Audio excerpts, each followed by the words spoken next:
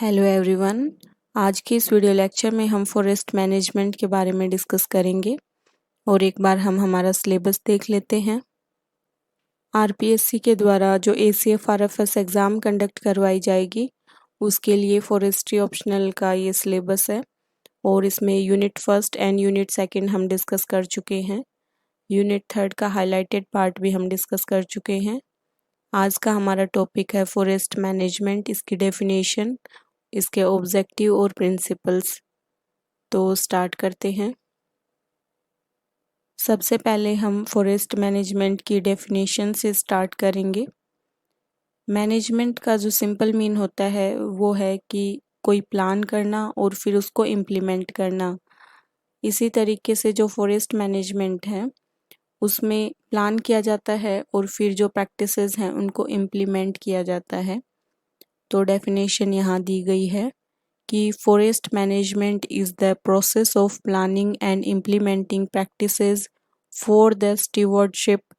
यहाँ पे मीनिंग है स्टीवर्डशिप का कि ये एक एथिक है जिसमें कि रिस्पॉन्सिबल प्लानिंग और मैनेजमेंट ऑफ रिसोर्सेज पे जोर दिया जाता है। तो इस तरीके से फॉरेस्ट मैनेजमेंट की डेफिनेशन हमने देखी है यहाँ पे। अब इसके ऑब्जेक्टिव को हम डिस्कस करेंगे। फॉरेस्ट मैनेजमेंट के कुछ सोशल ऑब्जेक्टिव होते हैं और कुछ कल्चरल ऑब्जेक्टिव होते हैं। सबसे पहले हम यहाँ देखेंगे कि जो फॉरेस्ट मैनेजमेंट है उसकी इम्पोर्टेंस क्या है, हमें क्यों ज़रूरत होती है फॉरेस्ट को मैनेज करने की। और एक सस्टेनेबल फॉरेस्ट मैनेजमेंट का जो टॉपिक है उसको भी हम यहाँ देखेंगे। फॉरेस्ट और जो ट्रीज़ हैं वो काफ़ी महत्वपूर्ण योगदान देते हैं हमारी जो इन्वायरमेंटल नीड्स होती हैं, सोशल नीड्स होती हैं, उन सब में। और अगर हम फॉरेस्ट और ट्रीज़ को सस्टेनेबली मैनेज करेंगे तो जो ट्रीज़ और फॉरेस्ट हैं ये पीपल्स के लिए और प्लेनेट के लिए काफ़ी वाइटल कंट्रीब्यूशन देते हैं और यहाँ पे बोलेस्टरिंग लाइवलीहुड यानी जो लाइवलीहुड है उसको स्ट्रेंथन करते हैं ये, और clean air and water provide कराते हैं, बायोडाइवर्सिटी को कंजर्व करते हैं और जो क्लाइमेट चेंज के कारण काफ़ी यहाँ पे जो प्रॉब्लम्स आती हैं उनके खिलाफ ये रिस्पॉन्ड करते हैं। तो इस तरीके से हमने कॉन्सेप्ट देखा सस्टेनेबल फॉरेस्ट मैनेजमेंट का।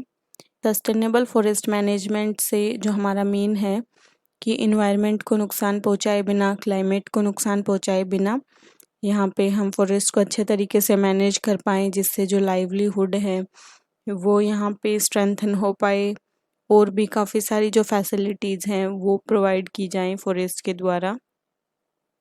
आगे कुछ यहाँ पे ऑब्जेक्टिव दिए गए हैं, एक एक करके हम देखते हैं इनको। फर्स्ट है to broaden the implementation of sustainable forestry. तो ये एक ऑब्जेक्टिव है फॉरेस्ट मैनेजमेंट का। उसके बाद है to ensure long term forest productivity and conservation of forest resources. उसके बाद है to protect water quality in streams, lakes and other water bodies. And उसके बाद है to manage the quality and distribution of wildlife habitats and contribute to the conservation of biological diversity. And इसके बाद है to manage the visual impact of harvesting and other forest operations. So ये सारे जो हैं common से point हैं और ये सब आपको पता ही होगा। इसके बाद है to manage program participants lands that are ecologically and historically और culturally important in a manner that recognize their special qualities. And उसके बाद है to promote the efficient use of forest resources. तो ये सब फॉरेस्ट मैनेजमेंट के objective हैं। उसके बाद है to broaden the practice of sustainable forestry through procurement programs and to improve forestry research, science and technology upon which sound forest management decisions are based.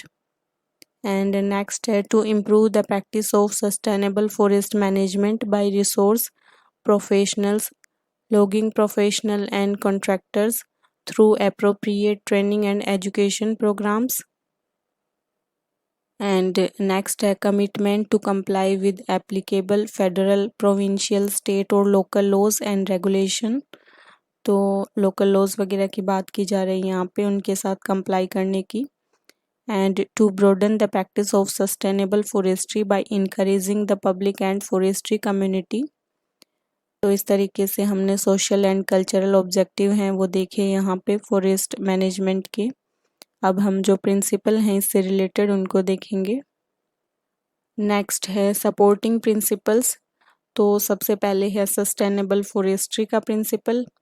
तो sustainable forestry का जो main है वो हम देख चुके हैं और यहाँ दिया गया है to practice sustainable forestry to meet the needs of present without compromising the ability of future generation to meet their own need by practicing a land stewardship ethic that integrates reforestation and the managing, growing, nurturing and harvesting of trees for useful products with the conservation of soil, air and water quality, biological diversity, wildlife and aquatic habitat, recreation and aesthetics।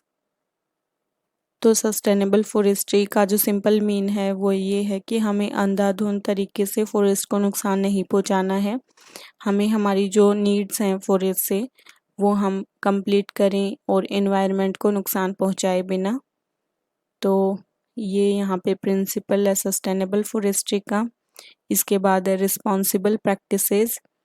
तो यहाँ दिया गया है कि to use and to promote among other forest landowners sustainable forestry practices that are both scientifically credible and economically, environmentally and socially responsible। तो इस तरीके से जो रिस्पॉन्सिबल प्रैक्टिसेस हैं उन पे हमें जोड़ देना चाहिए। नेक्स्ट है रिफॉरेस्टेशन एंड प्रोडक्टिव कैपेसिटी। तो यहाँ पे दिया गया है कि to provide for regeneration after harvest and maintain the productive capacity of the forest land base. तो यहाँ पे रिफॉरेस्टेशन और प्रोडक्टिव कैपेसिटी के प्रिंसिपल की बात की गई है। नेक्स्ट है फॉरेस्ट हेल्थ एंड प्रोडक्टिविटी। तो फॉरेस्ट हेल्थ को जो पेस्ट डिजीज वगैरह की वजह से या फिर वाइल्ड फायर की वजह से जो नुकसान पहुँचता है उससे यहाँ पे प्रोटेक्शन की बात की गई है कि to protect forest from uncharacteristic and economically और environmentally undesirable wildlife and pest disease and other damaging agents and thus maintain and improve long term forest health and productivity. उसके बाद है long term forest and soil productivity. तो जो soil है उसकी productivity को protect करने की बात की गई है यहाँ पे। यानी इन सब प्रिंसिपल को ध्यान में रख के फॉरेस्ट मैनेजमेंट किया जाता है। उसके बाद है प्रोटेक्शन ऑफ वाटर रिसोर्सेज। तो यहाँ पे to protect water bodies and riparian zones. तो इस तरीके से वाटर रिसोर्सेज को भी प्रोटेक्ट करना ज़रूरी है। नेक्स्ट है protection of special sites and biological diversity. तो दिया गया है कि to manage forest and lands of special significance biologically, geologically, historically और कल्चरली इम्पोर्टेंट यहाँ पे जो लैंड्स हैं उनकी बात की जा रही है। In a manner that takes into account their unique qualities and to promote a diversity of wildlife habitats, forest types and ecological और नेचुरल कम्युनिटी टाइप्स। तो जो स्पेशल साइट्स हैं उनके प्रोटेक्शन की बात की जा रही है और बायोलॉजिकल डाइवर्सिटी के प्रोटेक्शन की बात यहाँ की जा रही है। आगे है लीगल कॉम्प्लाइंस। तो यहाँ जो भी फेडरल, प्रोविंशियल, स्टेट और लोकल फॉरेस्ट्री लॉज हैं उनके साथ कॉम्प्लाई करने की बात की जा रही है फॉरेस्ट मैनेजमेंट में। एंड उसके बाद है कंटिन्यूअल इम्प्रूवमेंट।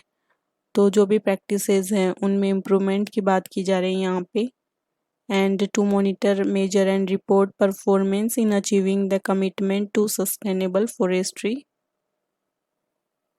तो इस तरीके से हमने यहाँ पे डेफिनेशन डिस्कस की फॉरेस्ट मैनेजमेंट की एंड इसके सोशल कल्चरल ऑब्जेक्टिव को देखा और जो प्रिंसिपल है सपोर्टिंग उनको देखा। तो आज के लेक्चर में इतना ही डिस्कस करेंगे और हमारे नेक्स्ट लेक्चर में हम बाकी का जो टॉपिक है नेक्स्ट उसको डिस्कस करेंगे। So thank you so much. Have a nice day.